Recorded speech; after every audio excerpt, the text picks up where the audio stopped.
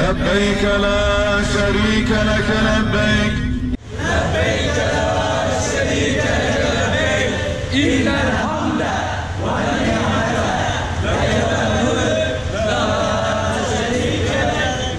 Ya Rab, Ya Rab, kusurumuzu affet. Kusurumuzu affet. Ülkesinde burası Sağlıklar Çarşısı olarak izah edilerek halkımızın hizmetine sunulacak. Şahin bir eşliğinde sunularak 79 bin öğrencimizi uçakla günübirlik Çanakkale'ye götürerek ecdadıyla buluşturdu. Projemiz kapsamında 4 okul yaptık. 32 derslikte Adil Teymur İmam Hatip Ortaokulu tüm vatandaşlarımıza akülü ve manuel tekerlekli sandalye dağıtımı yapıyoruz.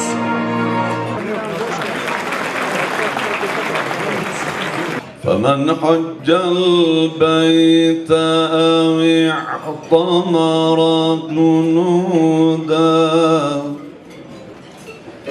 أنت مولانا فانصرنا على القوم الكافرين. Oradaki hislerim o mabedi görünce bir kere hani ilk aklıma gelen bana burası nasıl nasip oldu ve kimin sayesinde nasip oldu. Allah razı olsun emeği geçen valimiz, belediye başkanımız Sayın Talmazoğlu. Hepsinden Allah razı olsun. Organize çok mükemmeldi. Hiçbir eksik kusur yoktu. Arasak bile bulamayız. Şöyle bir gerçek de var ki orada hani parasıyla gelenler veya başka imkanlarla gelenler biz nasıl geldiğimizi sorunca işte bir sınav vardı, şu şekilde kitap okuma yarışmasıyla geldik deyince çok şaşırıyorlardı. Hani bu mükemmel bir organizasyon diyorlardı. Gerçekten öyle ki bunun arkasında olan güçler yani sağ olsun belediye başkanımız, valimiz, hepsinden gerçekten Allah razı olsun. Geceniz güzel olsun. Allah'a emanet, sağ olun. Çok istiyordum ben zaten önceden. Yani bu yarışmanın olduğunu duyduğumda da direkt katıldım. Kazanacağımı hiç düşünmüyordum. Yani Allah nasip etti. Bu sınavı kazandım. O kutsal topraklara gittim. Ziyaret ettik. Başta belediye başkanımız Mehmet Talmazoğlu'na, valimiz Davutgil'e ve orada bize yardımcı olan bütün hocalarıma teşekkür ederim. İl müftümüze, Milli Eğitim Müdürümüze çok teşekkür ederim. Allah onlardan razı olsun. 3 kurumun ortak çalışmasıyla gerçekleşen çok anlamlı, manidar bir yolculuk gerçekleşti. 3 yıldır bu sene sayı daha da arttı elhamdülillah. 1989 yılında ben lise böyle 2. sınıftayken karayoluyla kutsal topraklara gitmiştim. Hala o andaki demin öğrencimizin o duygusal anını görünce onu hatırladım. Geldikten bir hafta sonra Mekke denilse ağlıyordum. Medine denilse duygulanıyordum. O yüzden bu gençlerimize yapılan bu kutlu yolculuk gerçekten anlamlı. Buna vesile olanlardan Allah ebeden razı olsun. Öncelikle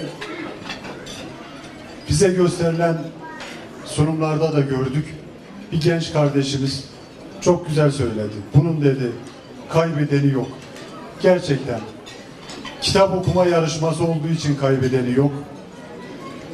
Kitap okuma yarışmasının ötesinde 40 hadis ezberlendiği için, onların anlamları öğrenildiği için kaybedeni yok.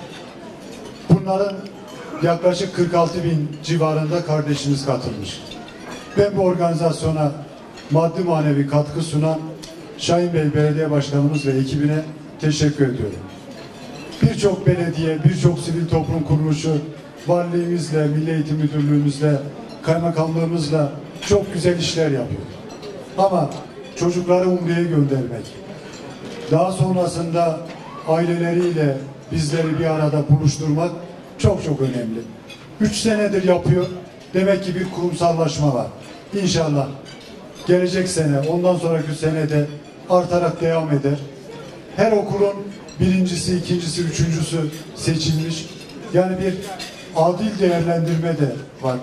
Ben ailelerimizi, gençlerimizi tebrik ediyorum. Allah mübarek etsin. Allah daha iyilerine nasip etsin. İnşallah Allah giden çocuklarımızın çocuklarına da o beldeleri göstermeyi nasip etsin. Tekrardan kaymakamımıza, müftülüğümüze, milli eğitim personelimize, Şahin Bey Belediye Başkanımız ve bütün ekibine ve bugün gençlerimizi yalnız bırakmayan ailelerimize ve dostlarımıza teşekkür ediyor. Hayırlı uğurlu olmasını diliyorum. Umre'ye giden öğrencilerimiz kadar ben de en az onlar kadar heyecanlıyım ve mutluyum. Onların mutluluğuna, bu güzel ibadetine vesile olduğumuz için başta Sayın Valimize,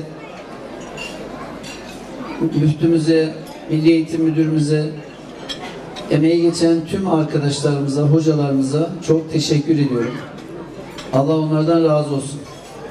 Sayın Cumhurbaşkanımızın da hedef gösterdiği milli ve manevi değerlerine bağlı bir nesil yetiştirmek adına Şahin Bey Belediyesi olarak biz de elimizden gelen gayreti gösteriyoruz.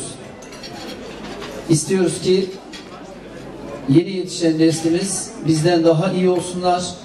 Bu vatana, bu millete, bu bayrağa, bu devlete, dinimize, ezanımıza, bayrağımıza sahip çıksınlar. Okumak gerçekten çok önemli. Biz de her evde bir kütüphane olsun diye her ay lise öğrencilerimize, ortaokul öğrencilerimize kitap dağıtıyoruz. Ve bu dağıttığımız kitaplardan yarışmalar yapıyoruz.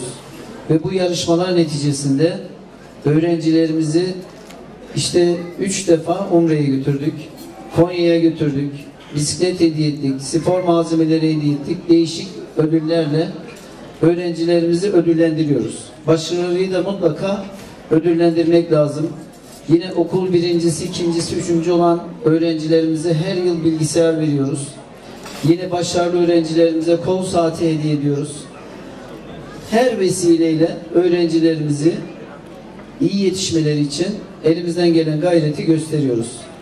Bu Umre programı gerçekten çok önemli. İnşallah orada kazandıkları ibadetleri bundan sonraki hayatlarında da devam ettirecekler. Hac arkadaşlığı, Umre arkadaşlığı, asker arkadaşlığı çok önemli. Birbirlerinizi ne olur unutmayın. Bir araya gelin. Biz daha önceki gönderdiğimiz öğrencilerimizle hocalarımızı zaman zaman buluşturuyoruz, bir araya getiriyoruz. İnşallah bu öğrencilerimizi de bir araya getireceğiz. Bağımızı koparmayacağız. İnşallah bundan sonra başka projeleri de hep birlikte imza atacağız. Tekrar hepinize teşekkür ediyor. Hayırlı akşamlar diliyorum.